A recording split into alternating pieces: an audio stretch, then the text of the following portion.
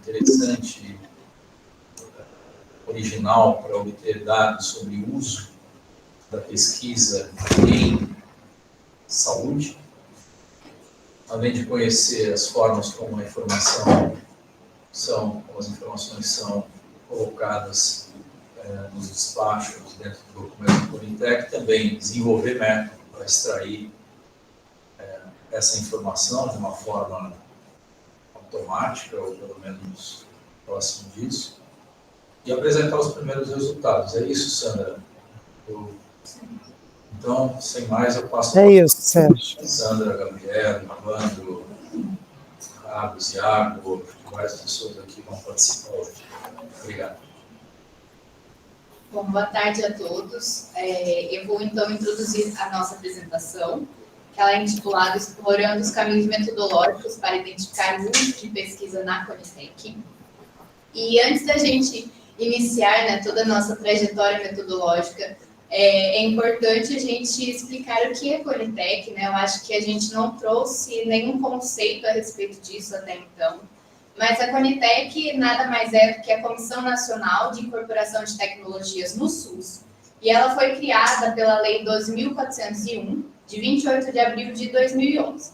Ela é assistida pelo Departamento de Gestão e Incorporação de Tecnologias em Saúde, o DGTIS, e o objetivo da Conitec, então, é assessorar o Ministério da Saúde nas atribuições relativas tanto à incorporação, exclusão ou alteração das tecnologias em saúde pelo SUS, bem como na constituição ou alteração dos protocolos clínicos ou de diretrizes terapêuticas.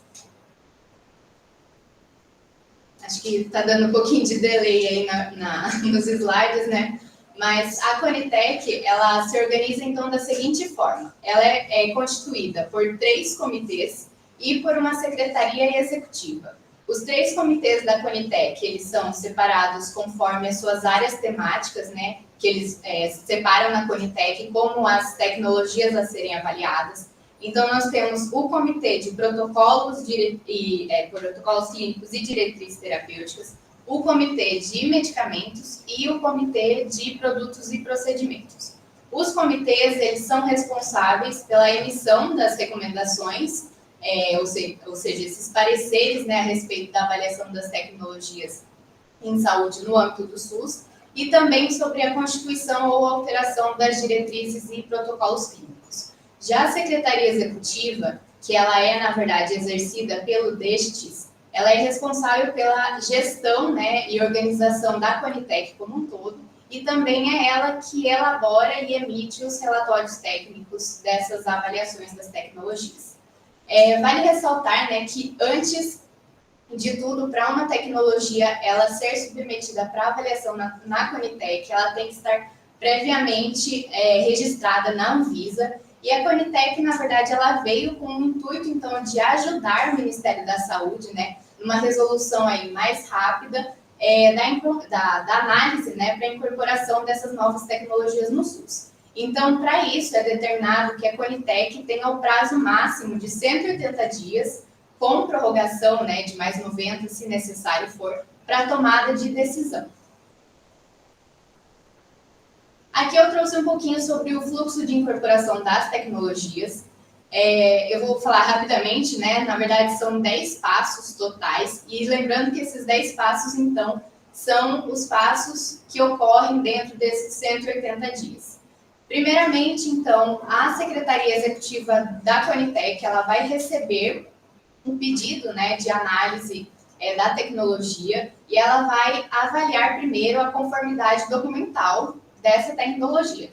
Depois disso, a Secretaria Executiva, ela analisa, né, os estudos científicos que foram apresentados dentro dessa proposta, né, de incorporação, e se ela julgar necessário, ela vai solicitar estudos complementares para a equipe que fez a solicitação. A partir dessa análise, são elaborados os relatórios sobre a tecnologia em questão, indicando, né, as possibilidades ali e alternativas disponíveis para o SUS, além de uma análise crítica feita por essa Secretaria Executiva. A partir disso, esse relatório, então, ele vai ser encaminhado para o comitê específico, né, da tecnologia em questão, se for protocolo clínico, medicamento ou procedimento. E esses comitês, eles vão avaliar esse relatório e vão fazer recomendações.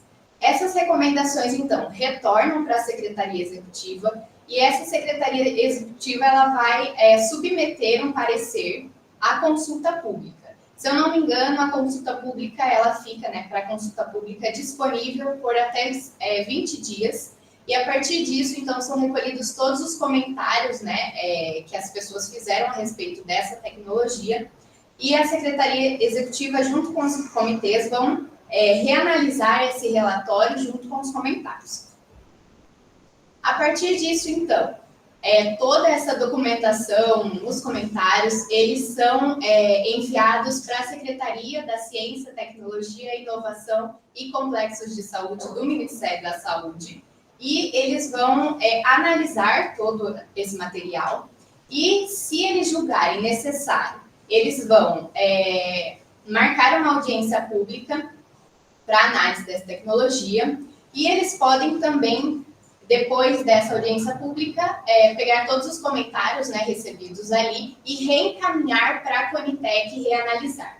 Bom, todos esses caminhos, sendo ele direto ou indireto, eles vão chegar, então, na culminação de que a Secretaria, no Ministério da Saúde, vai dar um parecer final a respeito dessa tecnologia e isso vai ser publicado no Diário Oficial da União. A partir disso, o sistema, o SUS, toda a rede ali que envolve o SUS, tem até 180 dias para fazer a incorporação dessa decisão. Seja ela para incorporar um novo medicamento, excluir um novo medicamento, incluir processos, procedimentos, ou alterar diretrizes clínicas. Posso fazer uma pergunta? Claro.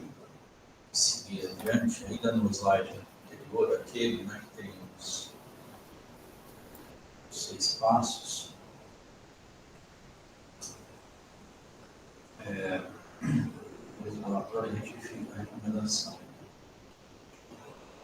Uma pergunta você falou no começo, só entra no fluxo que já foi aprovado pela Anvisa. Isso, tem que ser registrado na Anvisa e a partir disso ele vai para a Conitec. Para ver se vai dar o parecer, para ver se incorpora ao SUS. Sim, alteração ou exclusão, Não. E essa consulta pública, um assunto tão técnico, o que a consulta pública incorpora? Eu tenho essa dúvida aqui. Eles têm um plenário, a Conitec tem um plenário, que é formada por diversos departamentos.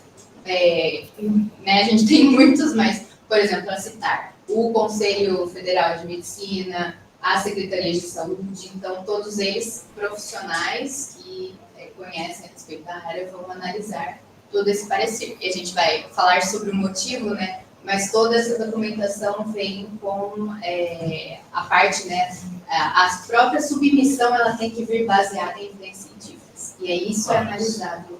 Eu entendo, mas é que é uma consulta pública mesmo, consulta pública. E é uma obrigação legal, Sérgio. Eles têm que submeter todas as recomendações do Conitec, tem que passar obrigatoriamente por uma consulta pública. E passa pela Anvisa aquilo que é medicamento, aquilo que está dentro, se for diretrizes, protocolos, não passa pela Anvisa, vai direto para eles. Nessa consulta pública, bom, fica aqui só a curiosidade, dado que é um tema muito técnico, específico, e exige um conhecimento técnico para você, imaginando que tipo de retorno que a consulta pública dá. Aqui também aparece no próximo slide, depois que entra na CETIX, aí também tem outra consulta pública, é isso? Sim. Então, a consulta pública que o Ministério... Acho que fechou o áudio, Sandra. Agora eu vi, obrigada. A consulta que o secretário de Ciência e Tecnologia faz depois de receber as recomendações da Conitec, a recomendação final, é optativa, ela não é obrigatória. Ele pode chamar especialistas. Aliás, Sérgio, não sei se você lembra, quando a gente começou a falar da Conitec, uma das coisas que nós tentamos obter deles, além dos relatórios que a gente vai, sobre os quais a gente vai falar em seguida, foi exatamente se eles tinham organizado esse material das consultas públicas e das consultas aos especialistas. Eles não têm. A gente queria ver quem que eles chamam, quem se manifesta. E eles nos disseram, acho que os colegas aqui da Subfrente devem lembrar dessa conversa, quando a gente esteve lá com o pessoal do Ministério da Saúde, era uma das possíveis fontes de informação que a gente tinha em mente, mas aparentemente eles não têm eles não organizam esse material de uma forma muito sistemática para utilização posterior, né, para fazer estudos. Mas a gente está pensando em ter uma reunião com eles, sobre a qual a gente até falar com você depois, e a gente pode pautar alguns assuntos, fazer algumas demandas e fazer algumas sugestões para eles, né, em relação a esse trabalho que nós fizemos e possíveis outros usos, né, que a base de dados teria. Podemos já pular para a minha parte, pelo menos, que isso você estava slide 6. Pode retornar, Sandra. Acho que agora você vai explicar um pouquinho por que a gente decidiu. Porque o Sérgio está de lado, aí a gente não sabe quando ele está falando ainda. É verdade. Eu não estou vendo. Bom, então, por que a Conitec, né? A Gabriela explicou, quer dizer, a Constituição e as responsabilidades, né, que essa comissão tem, e por que a gente chegou na Conitec, né? Porque a Conitec, ela por lei, ela deve basear todas as suas recomendações na apresentação, no uso de evidências científicas, né? Isso está previsto, quer dizer, está dito na lei que ela tem que levar em conta esses aspectos que estão colocados aqui: eficácia, acurácia, efetividade e segurança da tecnologia, entendida nesse sentido amplo, né, que a Gabriela apresentou, desde medicamentos, equipamentos, diretrizes, protocolos clínicos. E ela faz também uma avaliação econômica, né, dos benefícios e custos das tecnologias. Quer dizer, essas várias óticas de análise, elas estão previstas entre as responsabilidades da Conitec, né? Então, a gente tem aqui, voltando àquela discussão do uso das evidências científicas que foi trazida lá atrás, quando a gente estava primeiro discutindo esse assunto, por uma citação que a Adriana fez de um estudo, né, grande, realizado, coordenado pelo IPEA, talvez seja um dos casos mais exemplares, né, de uso das evidências científicas na formulação das políticas públicas. E é exemplar porque não apenas é uma obrigação legal, mas também porque isso está documentado, né? Todo esse material, esses insumos, dessas evidências que foram utilizadas para análise, né, dos membros da Conitec, são recuperáveis, né, tão organizados, não necessariamente de uma forma padronizada, como a gente vai ver, mas o material está todo documentado. Então, é um caso, além de ser, evidentemente, uma área com grande repercussão nas políticas públicas, com grande alcance nas políticas públicas, o que torna a Conitec um caso bastante interessante para avaliar, digamos, essa possibilidade de uso nos estudos de impacto da pesquisa. Essa documentação para solicitação, só detalhando um pouco mais, tem um formulário no site da Conitec, e esse formulário ele pode ser apresentado, e na maioria das vezes pelo Ministério da Saúde, pelas áreas do Ministério da Saúde, mas também pela indústria farmacêutica, por especialistas, por uma organização não governamental. Quer dizer, há vastas possibilidades, né, de apresentação dessas solicitações de incorporação de tecnologias ao SUS, mas a grande maioria delas provém do Ministério da Saúde. E um dos campos desse formulário é exatamente referente aos estudos científicos, né? Tem que ser apresentadas publicações, ou na maioria das vezes artigos científicos, que embasam essa solicitação encaminhada à Conitec. Por isso que eu digo que é um caminho todo documentado.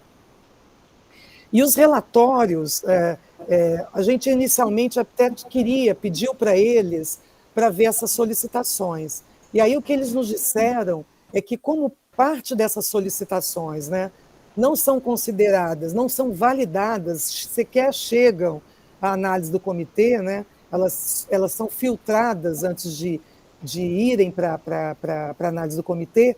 Então, parte dessas referências, na verdade, não foram utilizadas por eles. Como é que a gente tem certeza que a referência foi utilizada pela Conitec? É exatamente nesse relatório, que contém a recomendação final. Porque essas referências que aparecem no relatório final, elas foram validadas pela Conitec, né? Elas são apresentadas nos relatórios como referências apresentadas nas solicitações e validadas nesse processo, nesse fluxo que a Gabriela mostrou para vocês há pouco. E outra coisa, né, outro dado importante para chamar a atenção, é que a gente, embora por canais bastante difíceis, né, como a gente vai ver daqui a pouco, a gente consegue associar essas referências bibliográficas que, às vezes, na maior parte dos casos, elas fazem parte de uma seção específica. Tem uma seção de referências bibliográficas documentais. E essas referências, não nos relatórios, mas nos sites, elas podem ser associadas ao objeto que está sendo discutido, às tecnologias que estão sendo discutidas e à recomendação final da Conitec. Se é uma recomendação de atualização, por exemplo, de um protocolo, de uma diretriz, ou se é uma incorporação ou, eventualmente, uma exclusão. Então, essa decisão, né, digamos, não é correto usar a palavra decisão, que é a decisão do Ministério da Saúde, mas essa recomendação final, ela então é passível, né, de associação ao relatório, né, a todas as referências bibliográficas associadas a um relatório e ao objeto da discussão, né, as tecnologias que estão sendo avaliadas. A base de dados, então, que a gente utilizou foram os relatórios, eles nos passaram 750 relatórios, tem os relatórios que vocês podem ver no site, que aparecem como relatórios para a sociedade, não foram esses os relatórios com os quais nós trabalhamos, eles são mais simples, né? Nós trabalhamos com esses relatórios técnicos, digamos assim, da Conitec, o universo de 750 que eles nos passaram, que vem desde o início da criação, lembrando que mais no início os relatórios eram menos padronizados do que no período mais recente, sobretudo a partir de 19, né, eles começaram a ter um formato mais padronizado, com sessões, com campos bem estabelecidos, né? E a gente só trabalhou com 715 porque eram os que continham essa seção específica a que eu me referi, né? Nos outros casos, as referências elas estão soltas no texto, são PDFs, né, que foram recebidos, então nós acabamos optando, né, por trabalhar com esses 715 relatórios que continham uma seção específica e uma tentativa, digamos assim, de organização conforme o padrão de citação recomendado. E, a partir daí, então, nós desenhamos duas propostas metodológicas, né? O Bernardo vai falar sobre esse caminho 2. No caminho 1, o que a gente fez? A gente buscaria, quer dizer, qual é a proposta, na verdade, do metodológica 1, né? Buscar essas referências, né, dos 715 relatórios extraídas dos PDFs, daqui a pouco o Iago vai mostrar o caminho que a gente seguiu, o Iago e o Carlos foram responsáveis, né, por essa parte tortuosa aqui da viabilização da metodologia. Então, a gente, nesse caminho 1, a gente buscou essas referências em diferentes bases de produção científica, né, a gente fez até este momento, né, com segurança, na Web of Science e na Scopus. Tem até uma questão em relação a Dimensions, que depois a Gabriela pode comentar, em relação à interpretação desses resultados, né, que já foi objeto do seminário da Frente 3, né? Então, a Dimensions ainda está por ser feita e foi feita inicialmente com a Overton, mas a gente precisa voltar à Overton, que o resultado ainda não é um resultado, enfim, que a gente considere pronto para apresentar. E, então, nessa busca das referências nessas bases de produção científica, nós procuramos 2 universos, né? O primeiro deles são os pesquisadores brasileiros cuja produção científica aparece entre essas referências. Então, Para isso, nós buscamos, nessas bases indexadas, essas publicações com pelo menos um autor no Brasil, né? Tanto na Web of Science quanto na Scopus. E nós, na verdade, por outras razões, né, extraímos todos os autores com seus respectivos países, né, e a frequência dos autores brasileiros, que a gente está trabalhando ainda com essa recorrência, com essa frequência. O que a gente trabalhou até aqui foi com os artigos que contam com autores brasileiros, com pelo menos um. E o segundo universo que a gente procurou foi dos pesquisadores apoiados pela FAPESP. Nesse caso, nós pegamos essas referências, né, achadas, né, encontradas na Scopus, na Web of Science, que envolvem autores brasileiros, e fomos atrás, né, da informação de quantos desses autores brasileiros apareciam na lista da BV, não dos autores terem sido apoiados, atenção, mas das publicações. É uma outra coisa que a gente poderia até fazer no futuro, ver os autores citados independentemente da questão das publicações. Mas a gente pegou, então, as publicações de brasileiros e buscamos, pelo cruzamento dos registros da BV, da Biblioteca Virtual, aqueles que aparecem com publicação científica associada a processos da FAPESP. Então, foram esses dois universos que nós procuramos nessa primeira, no que nós chamamos do caminho 1 das propostas metodológicas a partir do uso da base da Conitec. Bernardo, você quer comentar o segundo caminho? Sim, vocês estão me ouvindo? Sim. Perfeito. Então, além desse caminho que a Sana mencionou, a gente adotou também um outro caminho, um outro tipo de análise, que foi mais restrita. Então, como a Sana explicou, nesse caminho 1, a ideia foi pegar todos os relatórios que a Conitec produz. E a Conitec produz relatórios de todo tipo. Por exemplo, uma análise de um medicamento específico, ou um procedimento específico, equipamento específico. E a gente, nesse caminho 2, focou apenas nos protocolos clínicos e diretrizes terapêuticas, que são como se fosse um guia para um determinado tipo de doença. Você tem uma doença específica, e a partir dessa doença você tem lá qual será o encaminhamento que o profissional deve fazer na ponta. Então, ele vai seguir essas e essas estratégias aqui, usar esse medicamento, esse equipamento e tal. Então, são menos documentos, né? E a gente pensou nisso porque a gente entendeu nesse processo que os PCDTs, os protocolos, eles têm um impacto maior na vida das pessoas do que esses outros documentos que são um pouco mais genéricos. Porque, de fato, eles guiam o que vai ser feito pelo profissional na ponta, né?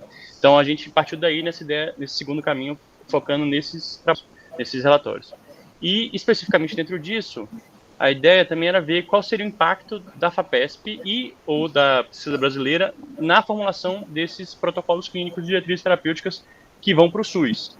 Como é que a gente vai fazer isso? Olhando também as referências. Mais ou menos assim, se o profissional de saúde no SUS, ele seguia por esses protocolos, e esses protocolos são baseados em evidências científicas, de quem são feitas essas evidências científicas, quem são os pesquisadores, quem são as pessoas que estão por trás dessa evidência científica que vai depois virar um protocolo, que depois vai virar a prática clínica no SUS. Essa seria a ideia.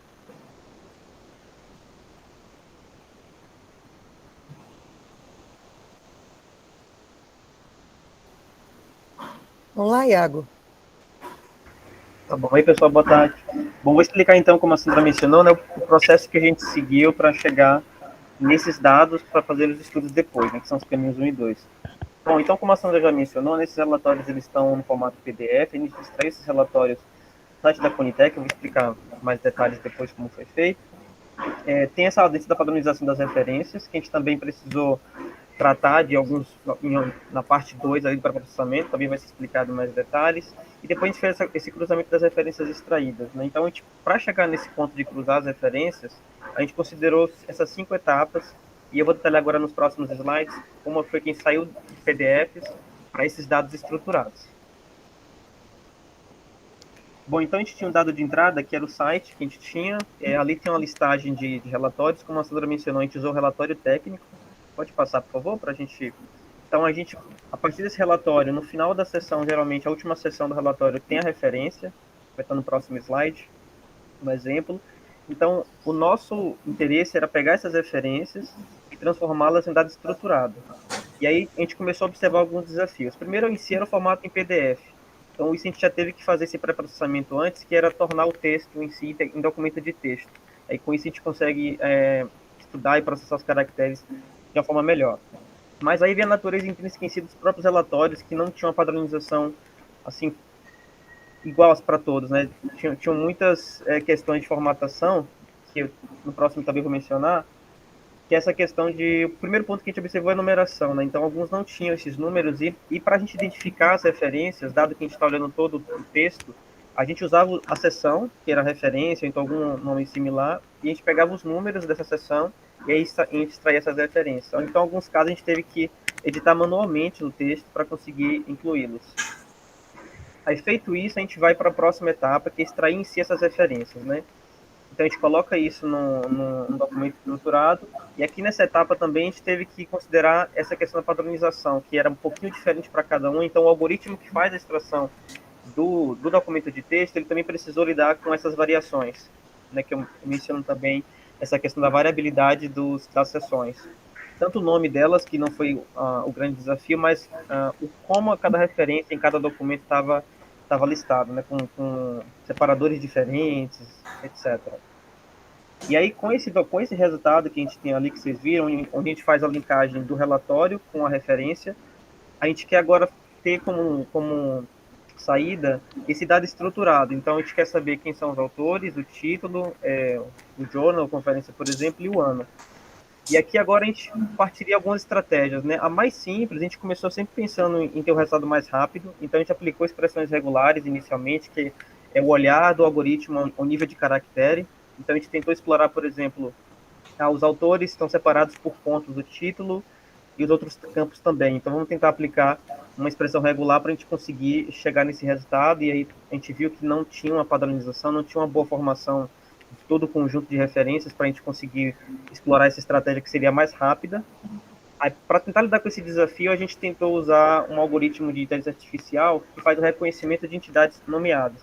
Então a estratégia era tentar usar esse modelo de IA que reconhece pessoas, organizações, datas, para assim extrair, de certa forma, já algumas entidades do texto de interesse, e o título depois a gente conseguiria uma estratégia de tentar entender onde ele está em relação à referência, né, entre os autores e o ano, por exemplo. Mas ainda assim, algumas referências não tinham uma formatação adequada, onde o modelo falhava em identificar, por exemplo, as pessoas do texto. No próximo slide vai ter um exemplo.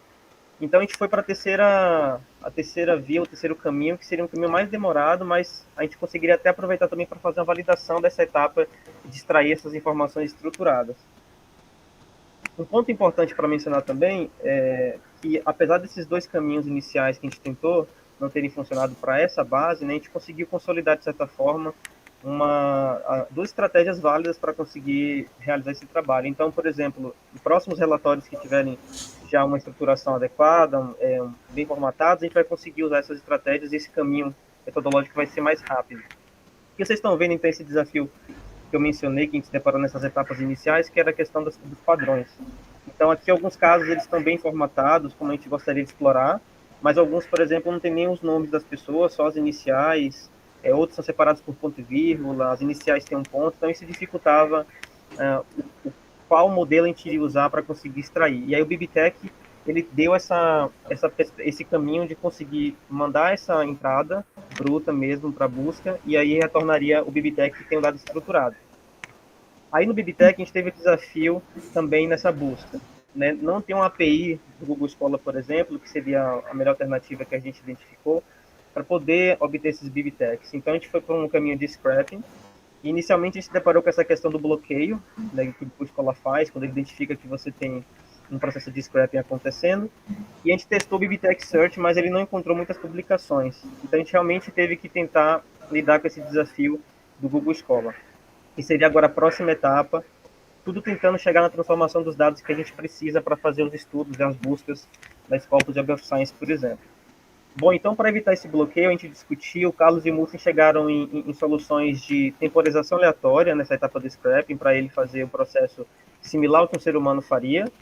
e também esses intervalos entre as ações, né? Cada ação de busca, de clicar no BibTeX, salvar, a gente também tentou manter o menos automatizado, assim, com uma cara de automatizado possível, mas deixar o processo bastante lento. E outro desafio também que a gente está destacando aqui é que, apesar disso tudo, ainda assim existem checagens para você mostrar que você não está simplesmente aplicando o processo de scrapping para um conjunto grande, então a gente tinha que parar alguns momentos para fazer essa resolução manual dos captchas que apareciam, e com isso apareciam erros, a gente também foi registrando esses erros para depois voltar e reexecutar de novo esse algoritmo de scrapping. E aí vocês vão entender por que a gente tem iterações, né, conjuntos distintos. Bom, então com esse processo, no próximo slide a gente vai ver, a gente conseguiu então fazer, né, alcançar esse resultado de captação das referências, que a gente sai do BibTeX, já está ali estruturado, a gente faz um parsing desse arquivo, desse documento, e a gente consegue então ter os autores, o título, o journal e o ano, por exemplo. Bom, então, com isso, a gente conseguiu na primeira iteração, que foi a primeira vez que a gente executou os algoritmos, a gente fez de forma paralela para também tentar ser mais rápido, a gente conseguiu mais de 15 mil referências desse escopo de 21 mil. A Sandra sempre lembra que nem todas ali são publicações científicas, né? Então a gente não esperava, de fato, conseguir os 21 mil. Aí na segunda interação a gente foi olhar os erros que aconteceram, alguns deles eram gerados pela questão da checagem, os bloqueios que ele fazia de checagem manual, e a gente conseguiu então mais 3.056 referências do conjunto restante na segunda iteração. E com isso a gente ficou com 18 mil referências. Bom, então, como resultado preliminar agora do caminho metodológico 1, a gente fez as buscas e analisou aqueles recortes que a Sandra mencionou. Então, para consulta, só para a gente entender como a gente chegou nesse resultado, a gente considerou o título, o ano e o nome do autor. Pessoal. A gente tem algumas informações que o Bernardo vai explorar depois, que dá para fazer de estudo, mas aqui agora, para esse momento, a gente conseguiu mais de 1 mil referências na Scopus. Aqui vocês estão vendo gráficos de validação, então a gente olha a similaridade do retorno com a nossa referência inicial, e a gente também vê o número de autores do Brasil. São 735, né, artigos com autores brasileiros, e 10 a gente encontrou a FAPESP como fund sponsor, né? E agora o Carlos vai mencionar melhor essa questão da BV e também na Web of Science. Boa tarde, pessoal. Com relação à Web of Science, inicialmente a gente pensou em buscar pelo título.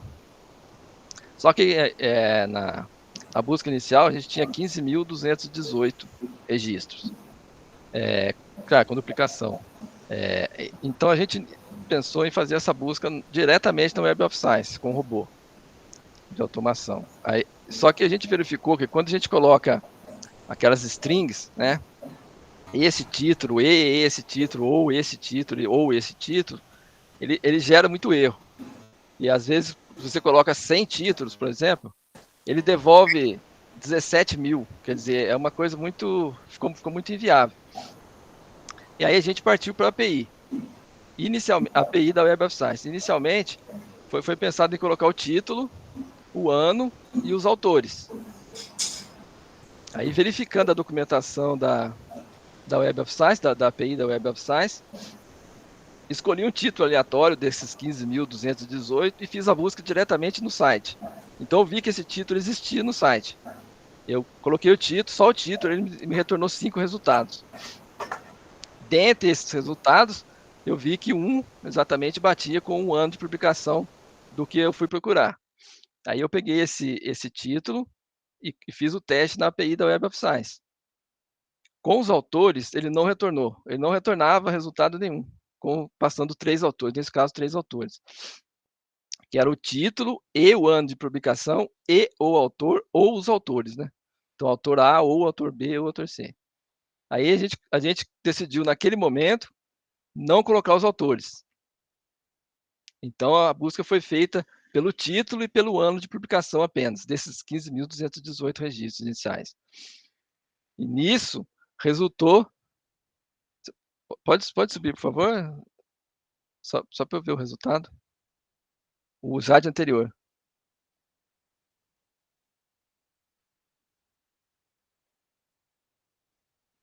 Então resultou nessas 20 colunas. Só que uma coluna, que é esse nome do arquivo, a gente mapeou o arquivo original, que é 15.218, e colocou o índice nele, que ele começa da linha 0 e vai até 15.217. E esse nome do arquivo, quando é salvo, ele salva com essa numeração, para a gente poder verificar depois se o título é realmente aquele. Então a API devolve. Se você pesquisar 15.218, ela vai retornar 15.218 registros. Pode ser que um registro contenha mais resultados, mas ele bate o resultado. Se pesquisou 10, vai voltar 10. Pode passar, por favor. Então, disso, né, resultou em 6.020 referências encontradas, né, que é a soma da primeira e da segunda. Dessas 4.704 referências únicas, e dessas 445 possuem autores no Brasil, autores brasileiros, e 9 são financiados pela FAPESP. Pelo gráfico você pode ver que a maioria 5.000, essa aqui não tem, né? 5.575 não tem, e depois a que tem um autor, 90, o que tem 2, 124, e o que tem 3, 50, 4, 54, e o restante, 95 autores. E aí, só para terminar, nessa última busca de 3.056, 55 registros, o Iago sugeriu colocar o nome do último autor, né? Além do título do ano, colocar só o nome do último autor. Então, eu fiz essa pesquisa, aí consegui a resposta desses registros, e aí, Iago, você pode falar se teve melhora nessa verificação dos dados ou não. Talvez para explicar essa questão, né, da consulta, o que acontecia quando o Carlos só passava o ano de publicação é que retornava, por exemplo, 10 resultados que ele limitou para uma referência só. E a gente tinha que fazer uma similaridade de string para checar título, anos, informações, para fazer o matching específico. Então, ficaria 1 para 1 no final. Aí, usando o nome do último autor, o último nome do primeiro autor, a gente conseguia já ter essa correspondência mais rápido, já durante o processo de busca, e não precisaria depois fazer esse processamento. Então, com isso, a gente consegue ter um resultado mais rápido e até mais correto, às vezes, no sentido de ter o match adequado, porque ele vai limitar de acordo com o autor, né? O autor também tem que corresponder. É nesse sentido que a gente atualizou essa consulta. Perfeito. É isso. Deixa eu só fazer um comentário, Bernardo, antes de você começar aqui. Então, a gente viu que foram localizadas, né, das referências da Conitec, com as 2 iterações, 9.406 referências na Scopus e 4.704, isso sem repetição, registros únicos, na Web of Science. E o que é comum entre as duas, que eu acho que é uma informação interessante de vocês terem, são 3.598 registros. Então, desses 4.704 da Web of Science, 3.598 são registros coincidentes com os da Scopus, né? Que eu acho que é um número que a gente tinha uma curiosidade de saber o que retornaria as 2 bases com esses registros da área de saúde, né? É só esse comentário.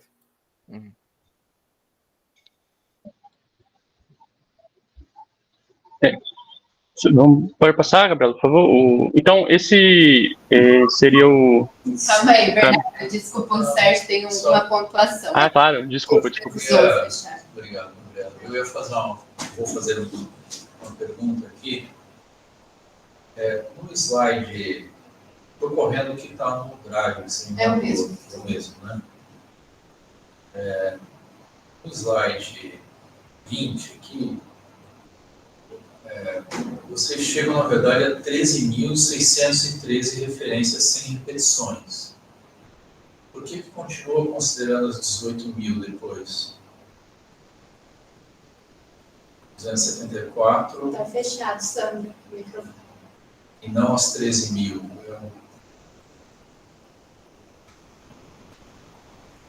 Sérgio, só para vocês entenderem, né, a gente tem esse olhar das referências únicas, que de fato é o número de publicações, mas a gente mantém também o número total, porque cada relatório pode ter uma mesma referência.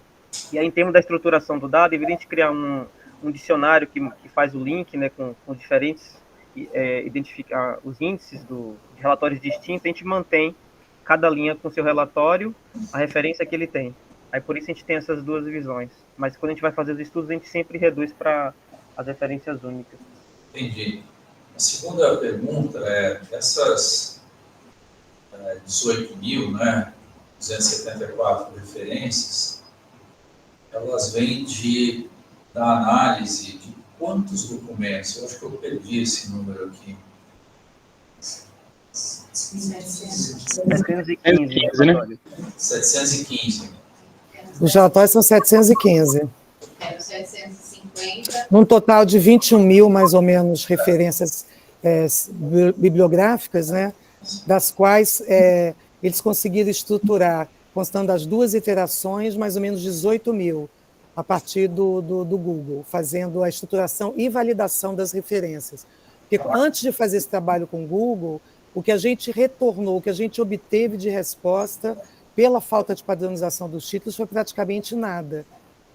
Então, na verdade, no caso do caminho 1, a gente não tem resultados brilhantes, como vocês veem, né, de utilização do trabalho, né, de artigos científicos de brasileiros, né, nesses relatórios da Conitec, mas a gente tem uma representatividade de registros achados nas bases indexadas grande, quer dizer, a gente tem uma validação da metodologia, né, e o que a gente achou, de fato, reflete, decorre do tipo de publicação que é utilizada principalmente pela Conitec, que são publicações que já têm, digamos, o reconhecimento internacional, são amplamente utilizadas, são referências, digamos assim, muito utilizadas para esses trabalhos. Não tem uma leitura, né, tão específica da produção científica, digamos assim, nova para essas discussões. Mas isso é uma análise que a gente ainda precisa aprofundar e vai aparecer nos próximos passos, né? Mais duas questões aqui. Quer dizer, não é bem questão. Dá mais ou menos uma média de 20 referências por documento, daqueles 715, né? Que é razoável você imaginar para um documento que precisa ter base científica, né, para propor alguma mudança de protocolo, enfim, para o SUS. Desses, eu achei assim, 445 são autores brasileiros. Eu estou olhando aqui o resultado Web of Science, tá na minha frente aqui. Esse aí. Não, esse é o Scott. Tanto faz, um ou outro. É o Web of Science 400. São autores brasileiros únicos? Sim. Não, né? Então é em torno de 10%, não é tão pequeno assim, né? O que é pequeno é o número de gente que foi financiada pela FAPESP. E que depois esse 9 com o 10 lá da Scopus, 10 da Scopus e 9 na Web of Science, que tem financiamento da FAPESP, vocês viram que são os mesmos? Então, os registros que são os mesmos, eles são 3.598. Não, dos que foram financiados pela FAPESP ali. Isso a gente não verificou, porque isso foi feito bem no finalzinho, Sérgio, mas a gente vai dar uma olhada com calma. Porque por que aparecem duas coisas lá na Scopus como resultado? Que o Iago usou aquele campo da Scopus de funding sponsor, e com isso ele achou 10 financiados pela FAPESP nessas referências de brasileiros, né? E 16 quando a gente usa os chamados registros BV, que estão no banco de dados aqui da FAPESP, a gente consegue um número um pouco maior, mas que não muda a ordem de grandeza, evidentemente, né? Eu pedi para eles repetirem, porque me chamou a atenção que desses pesquisadores brasileiros um número tão pequeno tivesse sido financiado pela FAPESP. E eles repetiram, porque isso me chamou a atenção também.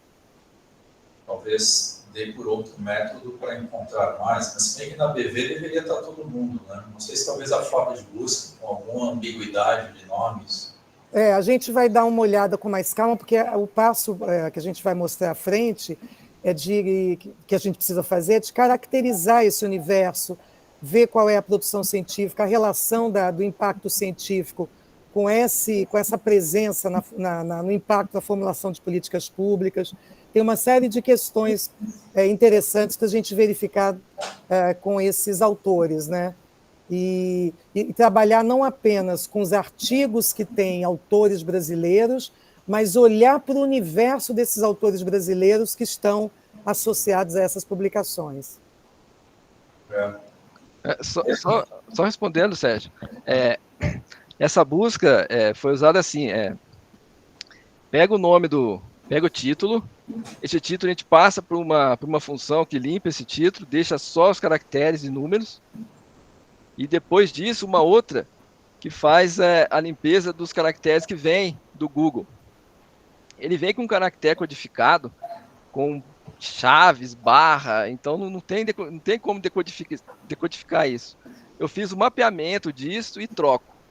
Por exemplo, o acento o A, por exemplo, ele não coloca. Então, eu mapeei e depois eu troquei. Então, o que eu fiz em uma base, eu fiz na outra. Aí comparou o DOI e o título. Por isso que chegou esse número. Mas os resultados da FAPESP, né, Carlos, você já usou o resultado desse trabalho que você está explicando agora, e aí você cruza essas referências de autores brasileiros com, quando tem DOI, com os DOIs, que aparecem nessa base da extração do API da BV, exatamente. E quando não tem DOIs, por outros recursos da chave, usando o título e outra, acho que a revista e o ano, não é isso? Não, é DOI, título e DOI, e só o título depois. Tá. Mas a gente vai dar a gente vai ainda torturar esses dados dos autores, Sérgio, porque de fato é uma coisa que chama bastante atenção. Essa diferença dos autores brasileiros para os autores que a gente acha financiados pela FAPESP. E qual o percentual de publicações sem DOI? Na Web of Science é em torno de... É um número alto, deve ter uns... Desses 4.000, né, Carlos, que eu me lembro, acho que são quase... Não, desculpa, na cabeça eu tenho os 6.000. Mais ou menos quase 1.000 não tinham, mas eles são repetidos. Sem repetição, quantos são? No caso da Scopus são menos, eu acho que é em torno de 500, né, Iago, que não tinham DOI. Isso. Não chega a mudar, né? Não muda a conclusão, não muda. Tá bom. Obrigado, era isso.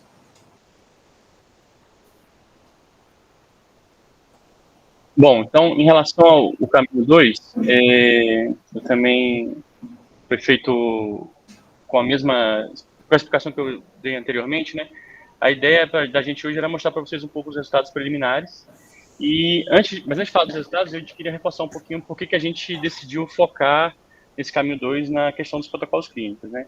Então, nem todo mundo é familiarizado aqui com como é que funciona esse tipo de coisa, né, para o sistema público de saúde, mas os protocolos clínicos, né, esses PCDTs, eles têm um papel crucial na área de saúde, né, principalmente na saúde pública, eles são o padrão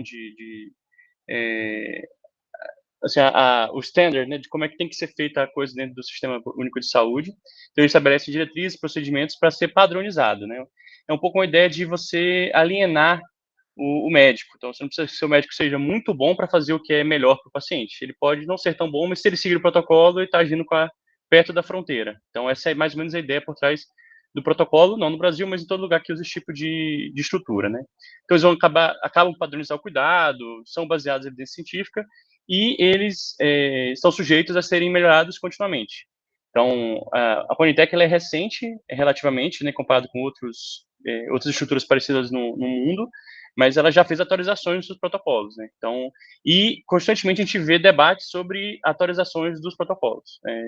Sempre que aparece um medicamento novo, isso é debatido para poder ser atualizado, né?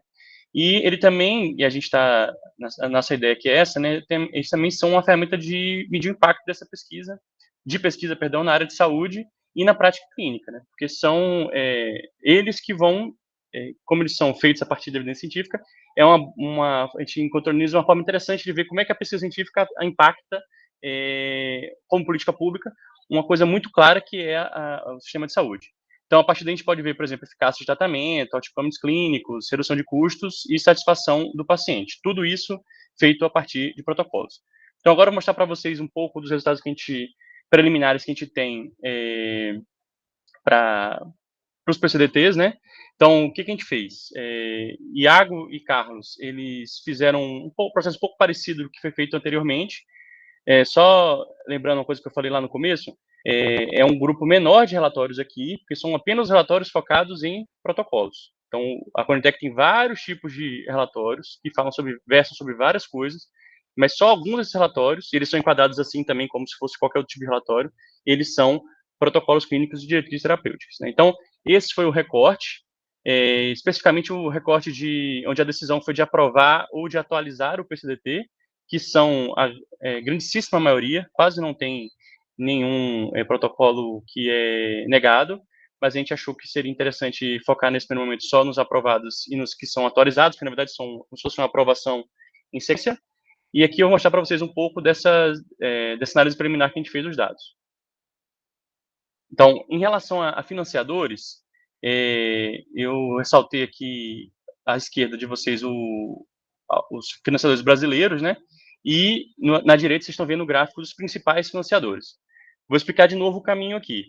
Então, a ideia aqui é que vocês estão vendo quem são as instituições que financiam as pesquisas que servem de insumo para os protocolos clínicos que depois vão ser a prática clínica do SUS. Esse é o caminho lógico aqui.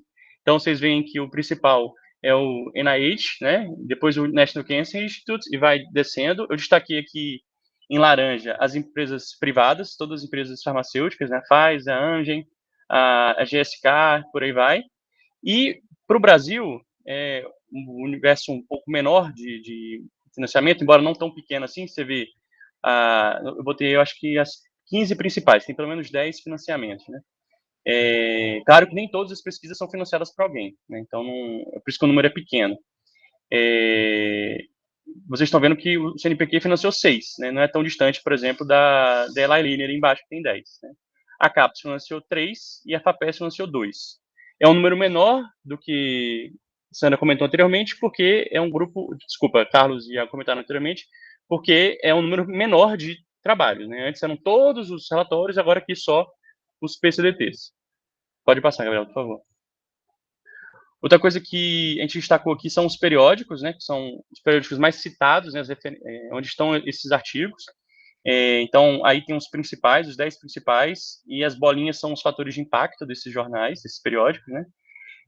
O principal, o que é mais usado, é o New England Journal of Medicine, que é talvez o principal, se não top 3 dos principais journals de medicina. Então, não por acaso, tem um fator de impacto de 1,76, um fator de impacto altíssimo. Como vocês podem ver, a maior parte dos artigos mais citados, eles têm um fator de impacto muito grande, né?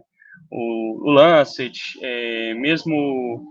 acho que o Lancet e o New England são os maiores aqui, mas é porque eles são tão grandes que se destacam no gráfico. Todos eles têm um fator de impacto muito alto, né? E eu destaquei à direita aqui também as principais revistas brasileiras que têm os artigos que são citados nos PCDTs, né? Então, a Revista Brasileira de Hematologia tem 9 artigos, a Revista Análise Brasileira de Hematologia tem 5 artigos, a Revista Arquivos Brasileiros de Endocrinologia e Metabologia tem 5 artigos, e por aí vai. Essas são as que têm pelo menos 4. Menos de 4 tem já uma quantidade muito grande que nunca fazia sentido destacar aqui na apresentação. E, além disso, do universo de novo, eu esqueci de mencionar isso, perdão. A quantidade de artigos para nesses protocolos é em torno de 2.100 artigos. Um universo bem menor do que Carlos e Iago falaram anteriormente, de novo, porque são menos relatórios, né? E desses 2.100, 1.107 são revistas open, né? E 1.452 são revistas fechadas. Que é a informação que eu achei que seria interessante para a gente ver. E, além disso, obviamente que o tempo vai para trás aqui. Eu tentei botar uma forma mais interessante de mostrar, mas acabei não conseguindo pensar em nada em termos de visualização.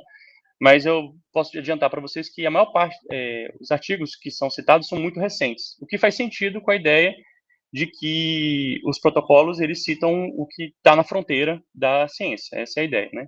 Então, essa aqui é uma desagregação que o TEPS provavelmente vai fazer depois, porque os protocolos, tem protocolos de 2015, 2017, então, mas pelo que eu olhei, assim, manualmente, deu para ver mais ou menos que eles citam em torno de artigos que são publicados nos últimos 3 anos, né? Então, são sempre artigos muito recentes.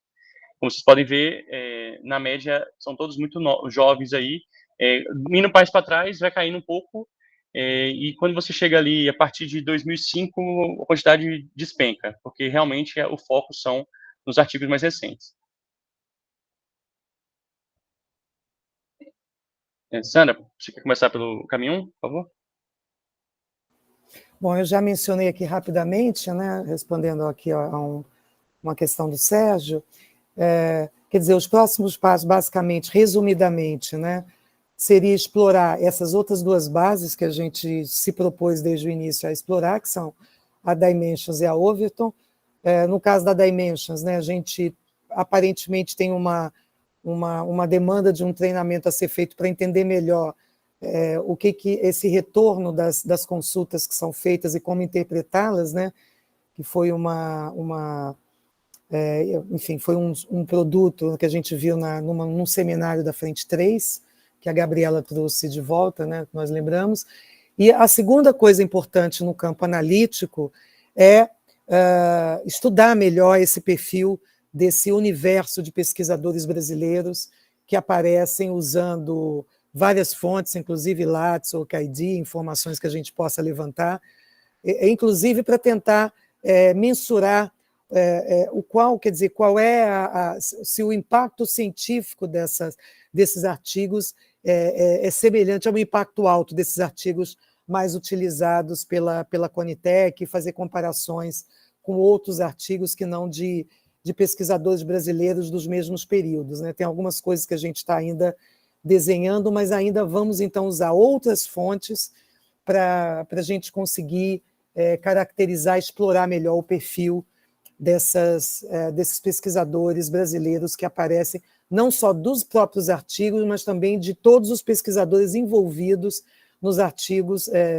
encontrados nas bases científicas indexadas, né? Vai lá, Bernardo. Em relação ao caminho 2, né, os próximos passos são um pouco diferentes, mas na mesma linha, que é maior aprofundamento.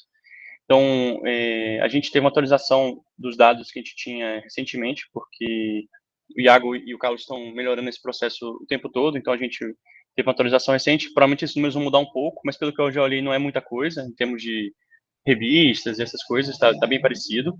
E a nosso próximo passo aqui, a ideia é ir lá no que fez que a gente chegasse até aqui, que é pensar na origem desses pesquisadores, né? Então a gente quer ver quais são os principais países onde os autores que fazem as pesquisas estão, né? Então ver que é uma pergunta que a gente teve lá atrás, no começo, quando a gente teve a ideia de fazer essa pesquisa, que foi pensar, será que são os pesquisadores do Sul Global que estão fazendo os artigos que vão ser usados nos protocolos do Brasil, ou será que são pesquisadores do Norte Global que estão fazendo isso? Então, a gente vai dar esse passo em direção a ver quais são esses países que estão, vamos dizer, de alguma forma, guiando a política pública brasileira, porque é nisso que acaba acontecendo.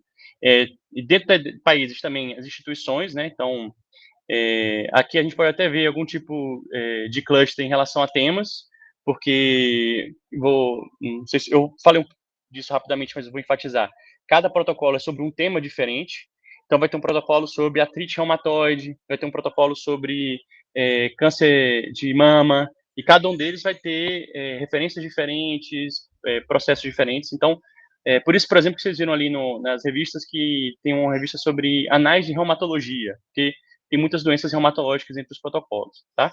E, além disso, também, um outro passo que a gente pensou é fazer uma rede uma rede de visualização de rede mesmo, para ver quais são a rede dos países e a rede de instituições, e ver se a gente consegue tirar algum tipo de análise dessa informação, já que, como eu falei anteriormente, é isso que mais ou menos levou a gente chegar até aqui, né? Pensar quem é que está gerando, né? Quais são o fluxo de conhecimento que leva à geração de políticas públicas de saúde no Brasil na forma dos protocolos, que talvez seja essa forma mais, vamos dizer assim, óbvia, e, ao mesmo tempo, muito importante de contato entre o Estado e o cidadão, né? Porque é através do protocolo que a prática clínica seguia no SUS. É isso.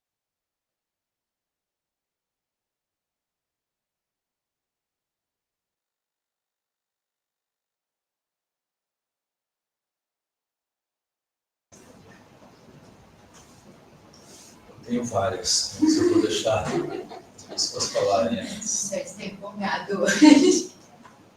Tá super interessante. Eu tenho certo uma. Na verdade, Maria, melhor aqui, eu ia só pedir para eles reforçarem a informação. Oi?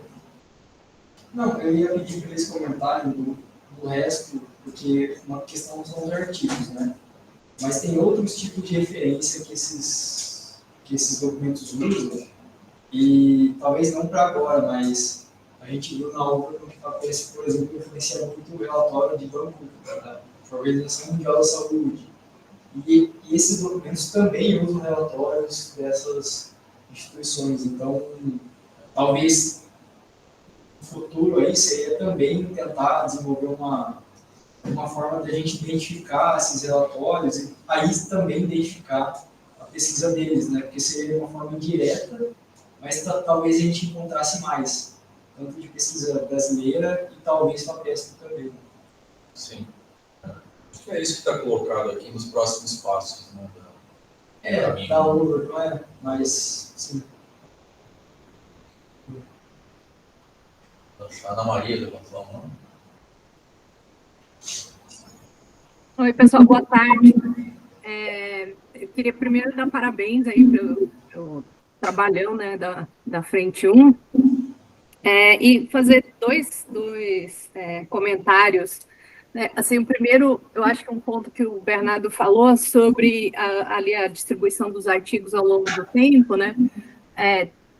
Só lembrando que se a estratégia foi de localização foi o DOI, o período mais antigo, antes de 2012, a cobertura de DOI é ruim, né? As revistas agora estão começando a colocar as edições mais antigas, né? Incluir o DOI, até por demanda das editoras, né? Mas eu acho que é bom ter isso em mente, né? E a segunda questão que me chamou a atenção durante toda a apresentação é sempre essa colocação de autores brasileiros, pesquisadores brasileiros, né? Eu acho que é preciso ter um cuidadinho, porque é só para não atribuir, pensar no brasileiro como nacionalidade, né? Porque todo o trabalho está sendo feito de afiliação institucional. A gente sabe que a presença de estrangeiros em instituições brasileiras, né, no Brasil é pequena, mas talvez na área da saúde até tenha uma concentração maior de estrangeiros, né? Então, foi esses dois pontos que me chamaram a atenção. Posso comentar, Sérgio? Claro. Começo pelo segundo, Ana, você tem absoluta razão, e o correto, de fato, é a gente falar em autores localizados com affiliation no Brasil, né? Foi esse o recorte que a gente fez, tem toda a razão em relação ao comentário. Em relação ao primeiro, de fato, o DOI não tem impacto na nossa busca. Nós utilizamos o DOI, quando ele existe, para facilitar, porque aí você não tem dúvida do caminho que você está fazendo. Mas a busca, na verdade, ela foi feita a partir do uso de títulos combinado. Aí eles testaram combinações de variáveis para compor essa chave, né? De títulos, autores, revista, aquilo que dava melhor resultado, e compararam isso. Porque a gente, de fato, mesmo no trabalho da Overton, que a gente tinha feito anteriormente, a dependência dos DOIs, ela dificulta, né? Na Overton, especificamente, é muito difícil fazer busca que não seja com os DOIs, porque assim, o resultado que a gente teve quando quando a gente procurou essas referências usando essas combinações de variáveis, não teve um bom resultado. Então, de fato, os DOIs ajudam, mas a gente não dependeu deles para os resultados que a gente mostrou agora. Tá?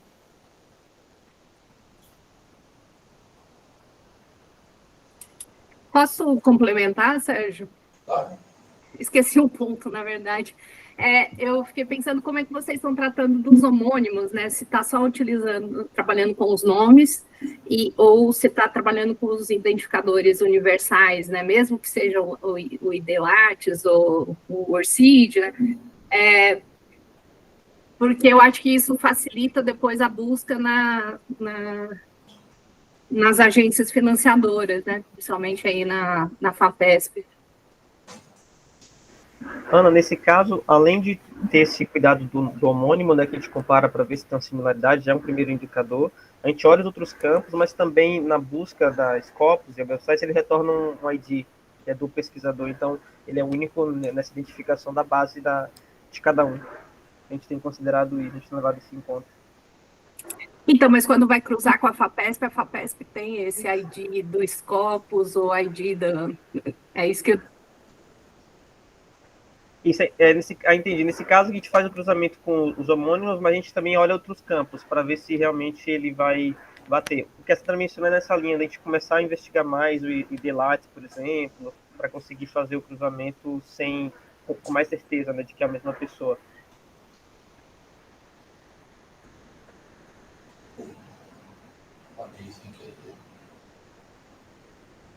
Bom, mais questões? Eu tenho uma, na verdade, né? Eu tinha pensado um pouco na linha do Evandro, né? Quer dizer, dado um número relativamente reduzido, né? Da FAPESP, né? Dos autores que tiveram aí financiamento da FAPESP, né? Então eu fiquei pensando como é que a gente poderia expandir para tentar entender esse impacto, né? Então acho que essa coisa dos documentos de políticas geral, de recomendações, mas aí eu pensei em outro caminho, mas eu não sei se ele é um caminho possível, se ele é profícuo, quer dizer, se existe algo similar, né, ao que vocês buscaram no Conitec Brasil, quer dizer, em outros países, seja, por exemplo, esses protocolos, né, que me parece algo mais padronizado, talvez ainda, quer dizer, e tentar fazer essa identificação em protocolos de outros países também, não sei se vocês chegaram a discutir isso, mas isso depende desses dados, desse acesso também ser prático e possível, né? Porque, eventualmente, poderia-se, a partir disso, ampliar essa contribuição dos autores afiliados a instituições nacionais e, né, FAPESP. Mas como eu também não conheço essas bases, eu não tenho certeza, mas eu também achei super interessante a apresentação. Gostei muito do caminho metodológico, dos caminhos que vocês seguiram, e acho que é um super avanço. Legal, parabéns. Não sei se alguém quer comentar aí.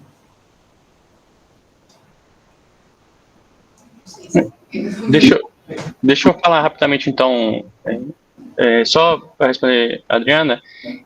Vários países, Adriana, têm essa estrutura de Conitec, né, tem nomes diferentes, mas é a mesma lógica. Nos Estados Unidos, o FDA, por exemplo, que faz isso. Então, teoricamente seria possível, mas como não é uma base estruturada, né, cada um faz de um jeito, ia ser bem complicado fazer dessa forma. Mas, teoricamente, existe, né? Só que eu imagino que seria muito complicado. Já foi muito complicado fazer só para o Brasil, seria muito complicado fazer para outros. Mas, uma coisa que a Sandra falou rápido, mas eu acho que é importante chamar a atenção, embora pareça, e acho que às vezes a gente tem essa impressão de que, porque está na fronteira da ciência, é igual para todo mundo, não é verdade, né? Tem vários protocolos em países diferentes que são diferentes por questões próprias do país. Então, seja por motivos econômicos, lá na Inglaterra, por exemplo, eles fazem, em muitos momentos, não recomendam algum medicamento, porque eles levam muito em consideração o custo-benefício. Então, se o custo do medicamento for muito alto e o ganho de sobrevida para o paciente for pouco pequeno, eles não inserem esse medicamento no sistema.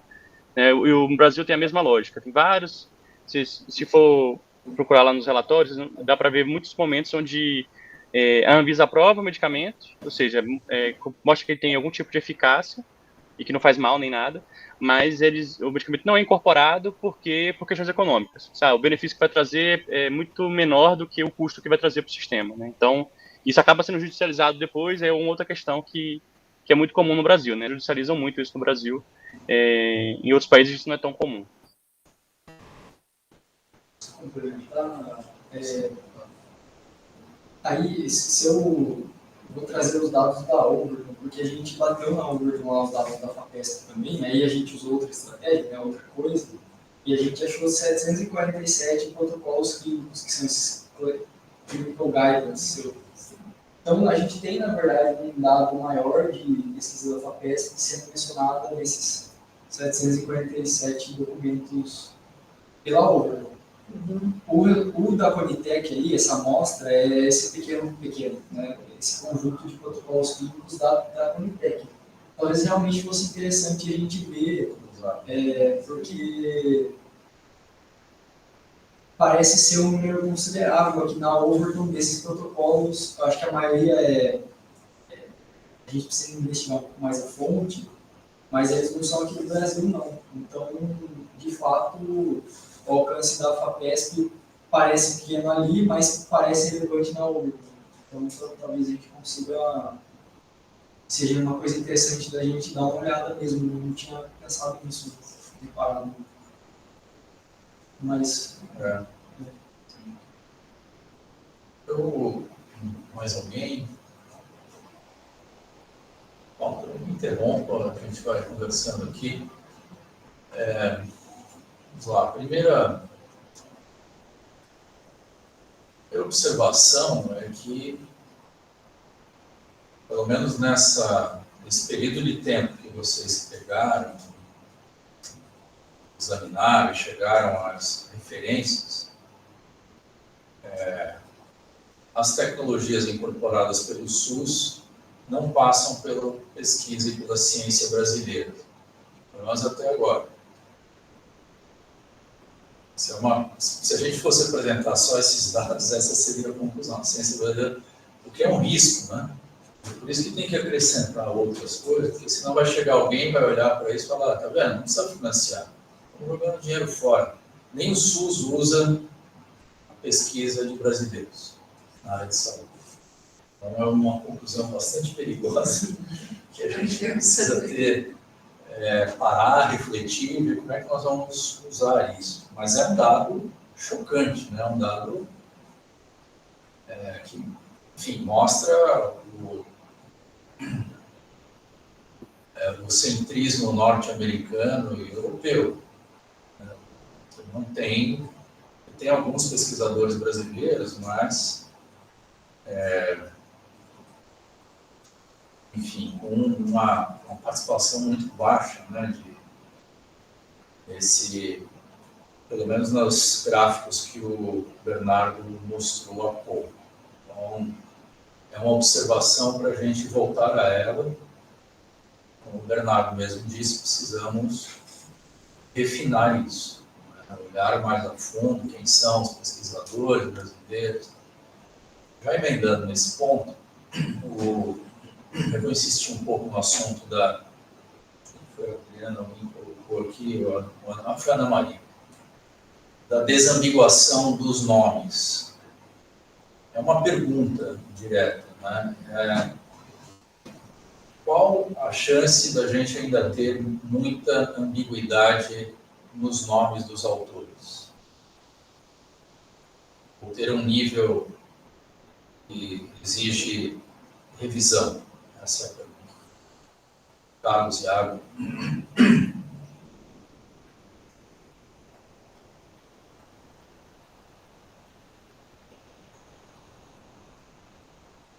Vocês ouviram aí? Quer que eu repita? Carlos, Iago. E Sérgio, eu estava só mencionando aqui com a Sandra, né, que a gente está agora nesse passo de investigar a fundo os autores, entendeu? E a gente vai levar em conta essa questão dos homônimos e a gente vai usar outros critérios, como a própria publicação em si, para entender e a afiliação dele. A gente espera, assim, conseguir ter uma certeza de que é a pessoa e não está diferenciando ou considerando a mesma, quando não seja. Ou seja, mas acho que é o próximo passo. ainda pode reduzir esse número que vocês chegaram de autores brasileiros. Isso porque ela é por artigo, né? A gente ainda não sabe quem são as pessoas em si. Isso que a gente precisa checar melhor. Pode agravar aquela conclusão preliminar que eu falei há pouco. Certo? Isso. A terceira questão aqui, também para o Bernardo, para vocês em geral. Tá bom, o caminho 2, ele partiu dos protocolos, né? PCTD, certo? PCDT, e quanto isso representa do total que foi analisado no caminho 1? Se eu não me engano, não são 90 relatórios. São 2.500, né, as referências do PCDT? Não, mas eu acho que o Sérgio perguntou em relação ao total de relatórios, né, Sérgio? Isso. Os 90 dos relatórios? São 90 de 715. Tá, então, dos 715 relatórios, 90 se referem a protocolos.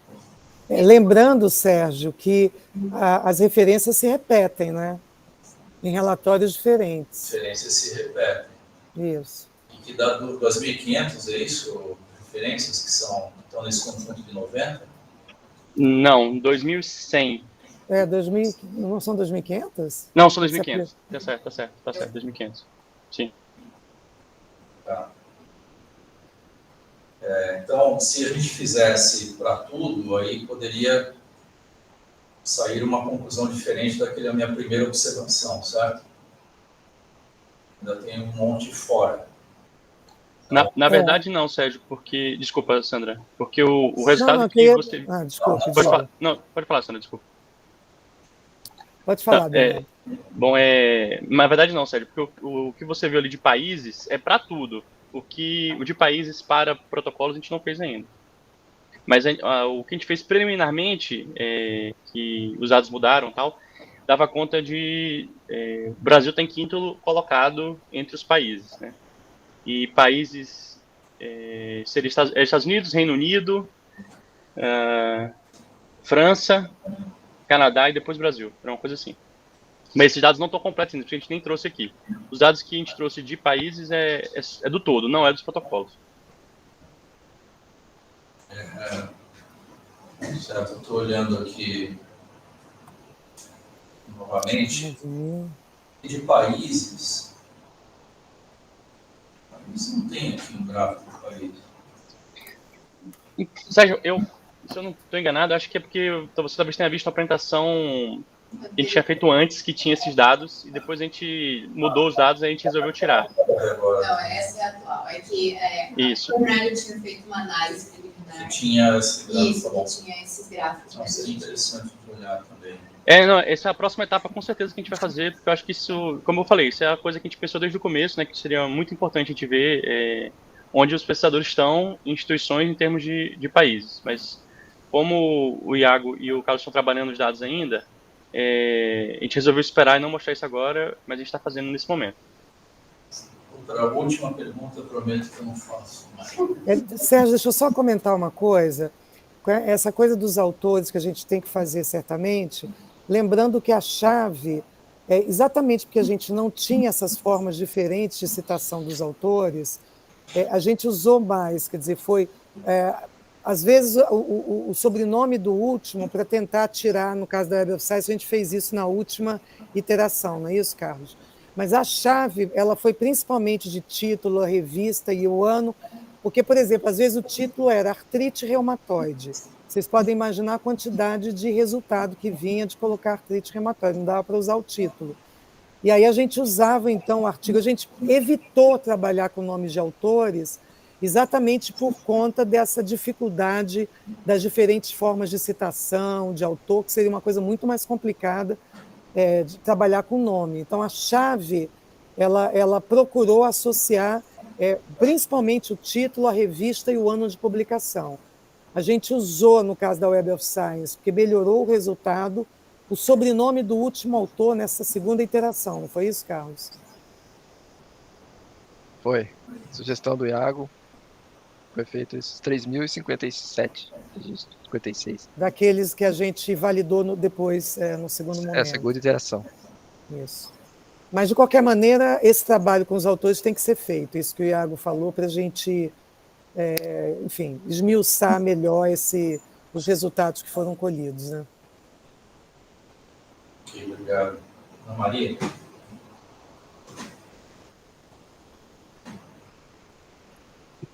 Oi, Sérgio, eu queria comentar um pouco do seu primeiro ponto aí, né, de que, olha, não está sendo utilizada a ciência brasileira, né, o perigo, então não vamos nem financiar.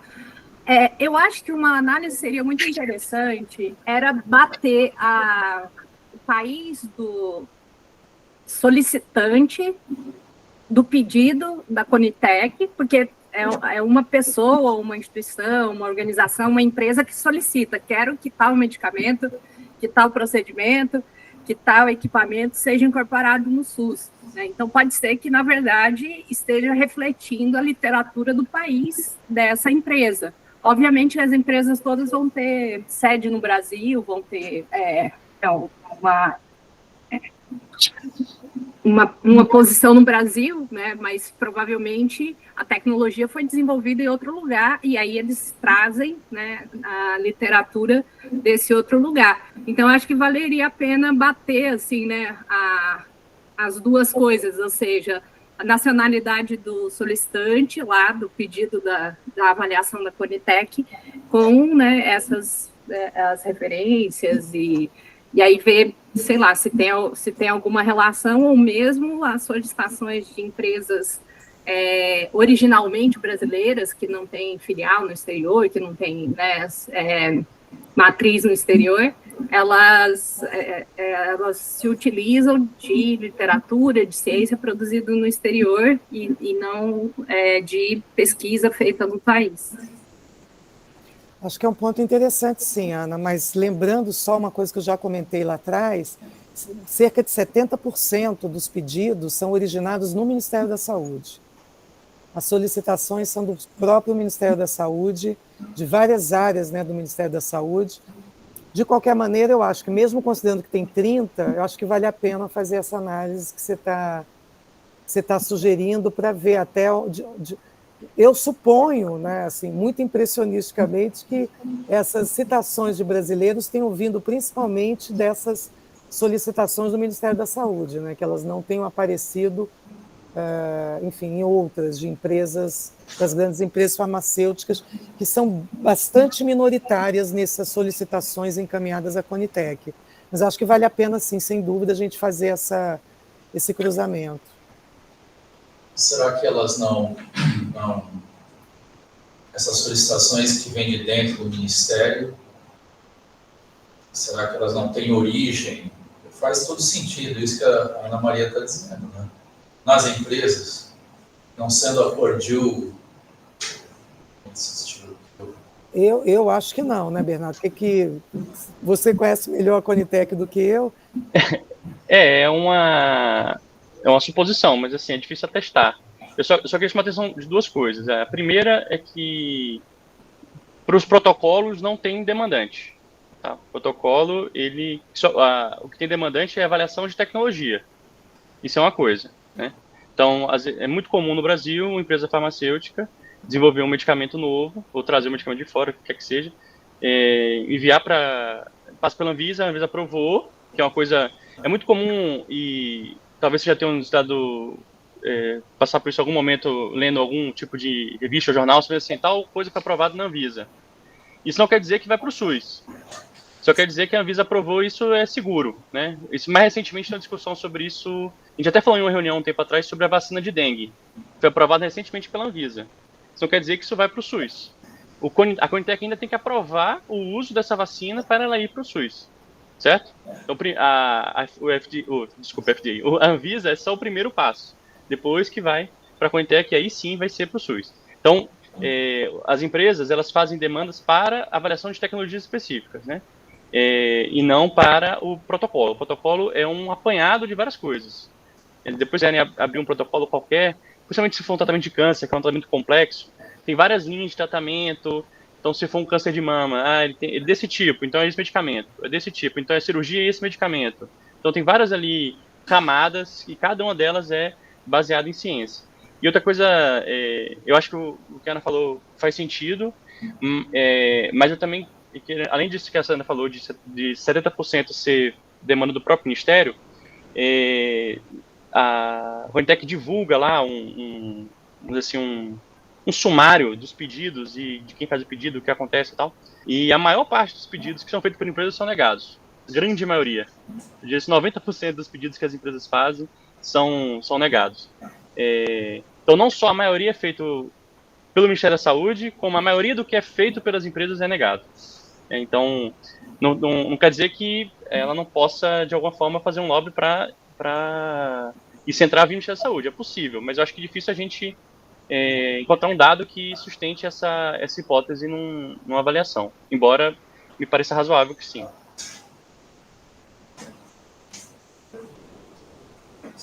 Só mais um ponto, eu sei que vai ficar abrindo agenda, né? Mas assim, me ocorreu na hora que vocês estavam discutindo, existe um programa, né, que é o PPSUS, né, e ele é feito em parceria com as FAPs, né? Então tem um conjunto de projetos que é FAPESP e PPSUS, né? Eu fico pensando se aí também não teria algo a ser investigado nessa linha, né? Quer dizer, provavelmente, né, a partir dos dados que vocês estão mostrando, pouco do que está financiado pela FAPESP dentro desse programa PPSUS está virando protocolo, enfim, recomendação aí para o SUS, né? Mas talvez ver, então, o que está virando um pouco naquela linha do Evandro, né? Porque isso poderia ser uma complementação. Eu estava olhando aqui, eu não consegui achar na BV, né? Mas eu consegui ver, por exemplo, se eu pôr em PPSUS, FAPESP, você consegue achar os projetos aprovados. Deve ter um jeito de achar no BV certinho para recuperar isso. Mas me ocorreu que poderia ser um outro caminho para aumentar essa contribuição, entender melhor essa contribuição.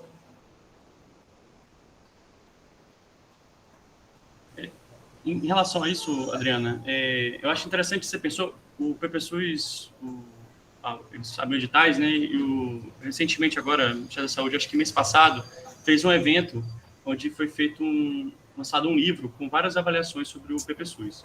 E uma das coisas, eu sei que um dos professores que coordenou lá o projeto é meu colega da UFBA. E uma das coisas que eu percebi, e até pensei, foi até curioso você trazer isso para cá, é que ele comentou que ele não encontrou uma forma de avaliar, né, buscando avaliação, se o PPSUS tem um impacto no SUS. Não tem como avaliar isso. E uma coisa que eu pensei automaticamente foi, uma forma seria vendo protocolos e vendo, por exemplo, coisas na Overton.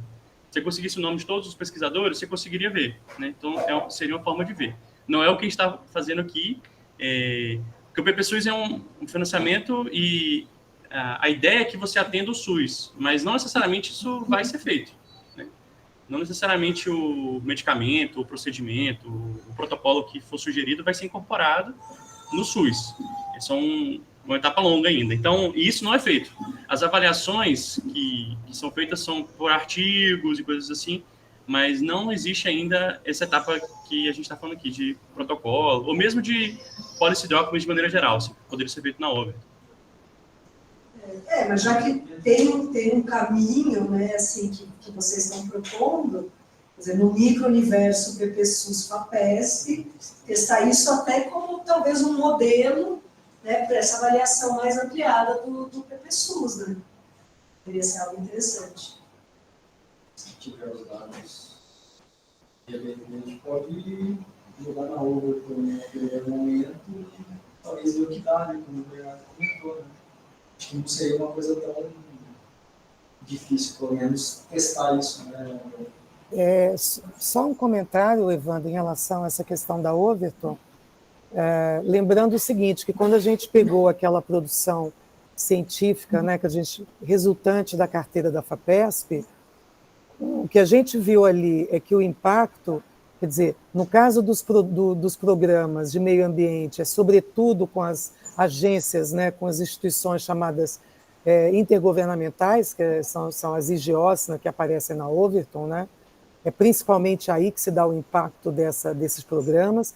E quando a gente olha para o conjunto da carteira da FAPESP, que de fato aparecem protocolos, mas um percentual altíssimo é o impacto nos países europeus, na União Europeia, nos documentos de governo da União Europeia. Quer dizer, a gente está vendo outra coisa, né? Que é válida, a gente vai ver agora. No que a gente está se propondo a fazer aqui, a gente estava vendo diretamente as referências com as quais a comissão que aprova as tecnologias do SUS trabalhou, né? E aí a gente procura essas referências para trás. O que tem de autores no Brasil, local com endereço, com affiliation no Brasil, e o que tem de autores da FAPESP a partir dessas referências que nós tiramos. Eu acho que esses caminhos que vocês estão nos dando, eles são interessantes, que eu acho que a gente olha de uma forma geral, podemos olhar para o impacto, mas assim, isso que a gente fez aqui é uma coisa diferente, né, específica, que a gente saiu diretamente quer dizer, do material da Conitec, a gente busca o ponto de partida, é o processo de decisão da Conitec, e a gente vai para trás, né?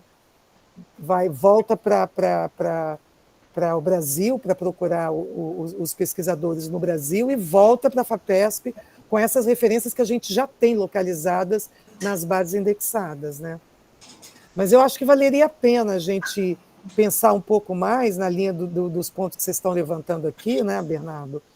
O que a gente poderia explorar, porque a mim também incomoda, Sérgio, muito, e eu fiquei muito frustrada de chegar num número, depois de ter achado essas referências de forma tão representativa, né, nas bases indexadas, a gente achar tão pouco do Brasil, e, sobretudo, pouco da FAPESP, né?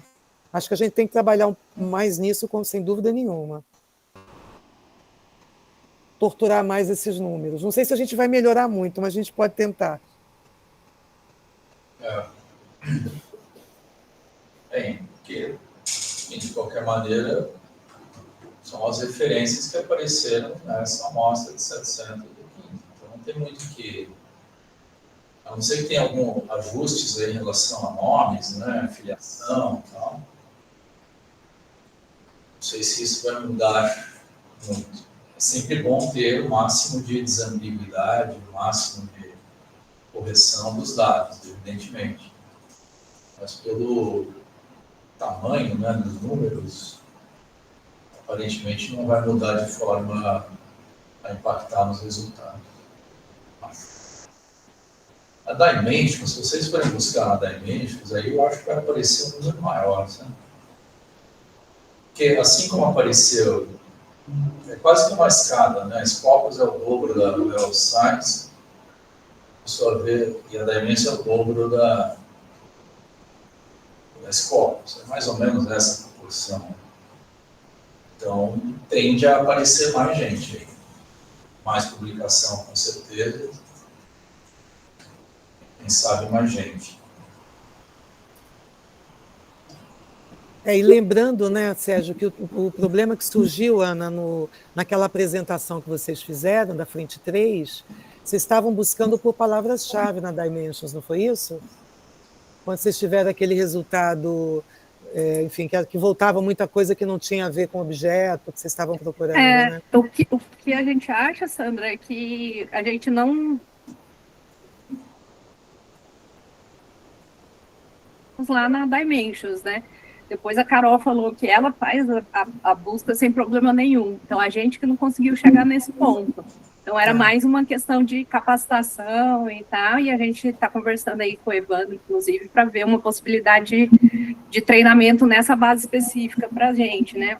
Seja com o pessoal da Dimension, ou eventualmente até com a Carol, para a gente poder se apropriar melhor, né, dessa base. Mas só aproveitando, Sandra, eu estava lembrando aqui de um texto que que a gente usa bastante em curso de avaliação, que é uma avaliação do programa de energia,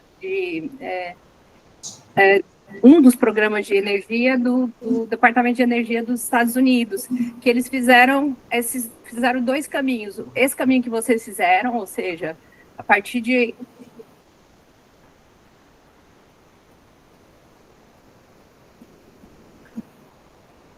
energia, e o que a Adriana estava falando era o contrário, né? Você partir dos projetos e ver o que chega lá a ser incorporado de alguma forma. Ele chama de backward tracking e o outro é o forward tracking, né? Então tem esses 2 caminhos, mas eles usaram mais materiais, né? Eles usaram patentes e usaram também eles fizeram outra análise também, olhando como as tecnologias foram sendo incorporadas. É claro que é outro setor, né? O setor de energia, até pelo pessoal que ia sendo, pelas pessoas que iam mudando de empresa à medida que as empresas iam sendo compradas por outras, né? Então, era também um pouco como que pessoas que tinham participado de projetos, que tinham sido capacitadas, elas iam migrando de empresas, iam sendo, né, passando de uma empresa para outra e passando também as tecnologias que tinham sido desenvolvidas, né? Então, obviamente, é um novo projeto, né? Uma nova frente, uma nova agenda, mas eu acho que é só para não pensar que talvez isso leve um tempo maior do que os projetos que foram financiados pela FAPESP, né? E que ainda não foi possível visualizar esse tipo de impacto.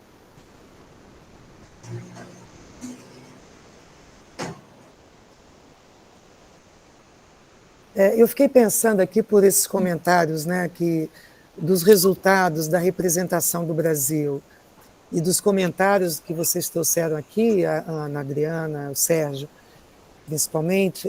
Eu acho que valeria a pena a gente fazer uma conversa com o Ministério da Saúde, né? Porque, na verdade, quer dizer, a gente tem resultados, a gente tem números, né? E a gente, explorando um pouco mais essa caracterização e fazendo uma pauta de discussão com esse grupo, que formalmente, legalmente, dá suporte à Conitec, no Departamento de Ciência, Tecnologia e Complexo da Saúde, né? Eu acho que valeria a pena testar algumas hipóteses e conversar com eles. Ter algumas pistas, né, de pontos que a gente poderia explorar, considerando a análise, né, a forma como o Conitec, a tradição, digamos, da análise do Conitec, né, como é que eles se comportam, por que eles vão buscar essas referências nos Estados Unidos e usam tão pouco. Eu acho que valeria a pena a gente conversar sobre isso, porque a gente não tem como formular corretamente nem as perguntas nem as respostas, a gente tem as dúvidas, né, que esses números nos trazem, mas eu acho que valeria a pena a gente fazer um roteiro, e não é uma coisa difícil da gente implementar, de marcar uma pauta com roteiro que a gente montaria a partir de digamos assim, uma radiografia maior desses dados que a gente colheu, né, que não demandaria tanto tempo.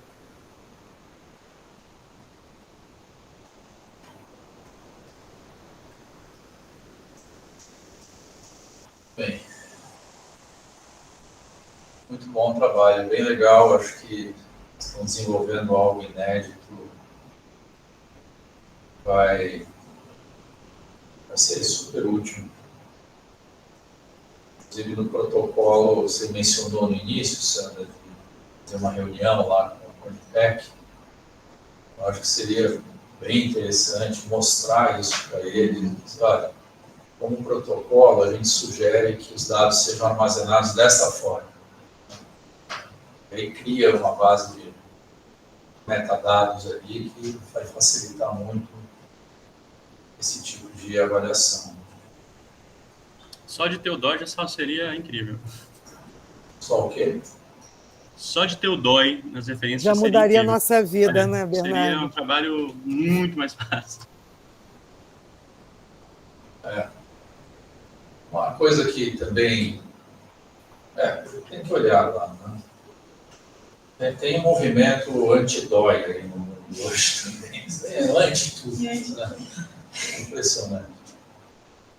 Mas o antidóia no sentido de ter algo mais acessível. Eu estou só comentando isso porque seria interessante também depois olhar essas revistas brasileiras, né, que apareceram, referências que foram citadas lá, para a gente ver quem é, né, o que tem um potencial aí de que a gente pode explorar esses dados por essa linha também, né, para uma agência de fomento, quer dizer, salvo exceções, hoje em dia a FAPESP valoriza, não a FAPESP, o parecerista vai olhar e ver se você publicou, estou olhando aqui, no New England Journal of Medicine, Lancet, etc, etc. E se você publicou, sei lá, no Arquivo Brasileiro de Endocrinologia, nos Anais Brasileiros de Dermatologia, que vai dar menos importância. Estou aqui usando só como eu não sei se essas revistas são super importantes ou não, mas existe esse viés. E, eventualmente, para uma agência, é importante também ter essa informação. Falar, olha, essas revistas publicam coisas que são usadas no protocolo SUS, vamos valorizar mais. Até para a CAPES, né? Aquele negócio chamado Qualis que tem lá, que é algo inexplicável, difícil de explicar, na verdade. Então, tem muitas frentes aqui interessantes de se explorar. Alguém, Bernardo, levantou a mão. Eu só queria fazer um comentário meio anedótico disso que você falou, Sérgio, porque em uma das reuniões que a gente teve sobre isso, eu até comentei que no mundo da medicina, fazer um protocolo desse que vai para o SUS é uma coisa assim, extremamente valorizada. Então, você fala assim, esse cara aqui é o cara que fez o protocolo dessa doença. Isso é extremamente valorizado. E é uma coisa que é difícil você...